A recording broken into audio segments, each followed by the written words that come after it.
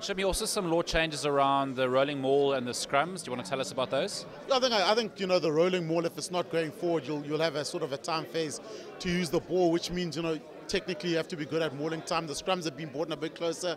We've experimented with it during the preseason. It does work a bit. There's less collapses, so which means there's more ball and play time. And it just adds into one thing, people running the ball, and you probably need a fitter, more conditioned team because ball and play will be a bit longer.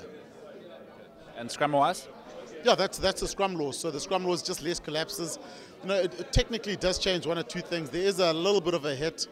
But for us, the scrums have been brought closer throughout with the new law. So it's not such a huge change, I must say, at scrum time.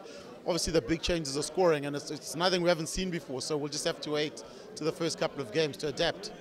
And keeping other elements like the referee's white card, where you can sort of challenge decisions?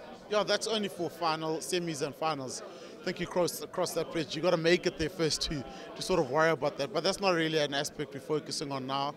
I think the big thing now is finishing our warm-up games and going to the first one. So the right card, you want the right decision. And, if it's for every phase of play and you have to go back, well, so be it, as long as the right decision's made at the end of the day.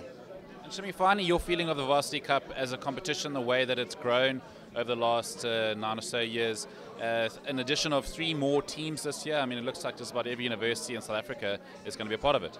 Yeah, I think it's fantastic. A lot of people speak about the rugby, and how many Springboks and Super Rugby players they have, but you also look at the guys that haven't made it, and they get an opportunity maybe through a bursary, they can study, get their degree, and they can change their lives around. So as long as guys are involved, the students are passing, and that's essentially what it is.